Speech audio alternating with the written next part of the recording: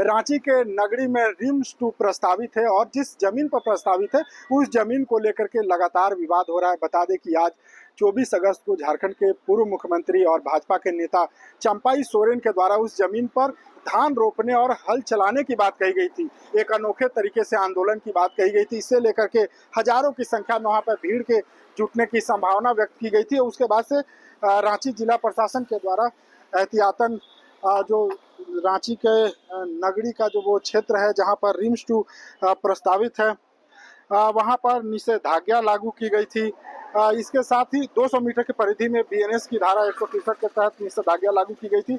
इसके साथ ही उपद्रवी और शरारती तत्वों से निपटने के लिए बड़ी संख्या में वहां पर पुलिस बल की तैनाती थी। और उससे पहले इस वक्त की सबसे बड़ी खबर है कि रांची के मोराबादी स्थित जिस आवास को आप देख रहे हैं, आप जिस आवास को देख रहे हैं जहां पर इस वक्त पुलिसकर्मी मौजूद हैं, ये पूर्व मुख्यमंत्री चंपाई सोरेन का आवास है और चंपाई सोरेन को हाउस अरेस्ट कर लिया गया है।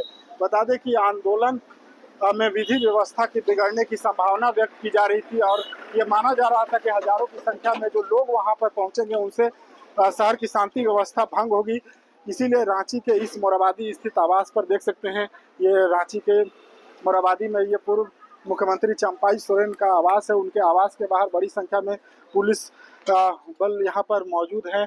और अंदर की अगर बात करें तो यहाँ पर पूर्व मुख्यमंत्री चंपाई सोरेन को हाउस अरेस्ट इस वक्त किया गया है। आप तस्वीरें अंदर की देख सकते हैं, कुछ लोग इस वक्त अंदर में मौजूद हैं, वहीं बाहर में बड़ी संख्या में जो पुलिस के जो कर्मी हैं वो यहाँ पर मौजूद हैं। और लगातार तमाम जो लोग हैं जो दूसरे जिले से भी रांची के नगरी के जो रिम्स 2 का वो जो प्रस्तावित जमीन है वहां पर जो आंदोलन में शामिल होने के लिए पहुंचे थे, अपना विरोध प्रकट करने के लिए पहुंचे थे, उन्हें पुलिस के द्वारा बैरिकेडिंग कर रोका जा रहा है। इसके साथ ही शरारती तत्वों से निपटने के लिए वाटर कैनन की बात हो या अन्य दूसरी जो प्रशासन की तरफ से वहां पर मुकम्मल व्यवस्थाएं की गई है। इसीलिए आप लोगों को बहुत सा लाखों की संख्या में आ रहा था, हर जगह रुका गया है और 4 बजे के बाद हम आप लोग को आगे क्या करेंगे बताएंगे। बैरिकेडिंग की गई है वहां नगरी में भी, पत्रकारों को भी वहां जाने नहीं दिया जा रहा है। अब क्या समझ लिया सरकार, ये सरकार है ना, ये तनाशाही जैसा अपना दिया है ना।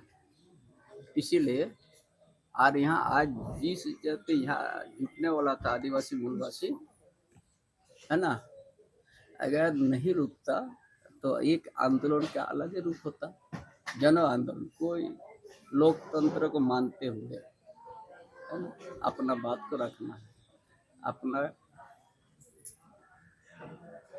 काम को दिखाना है ना। मानते हैं कि इमरजेंसी जैसे हालात हो गए, आप लोग भी समझ रहे है ना।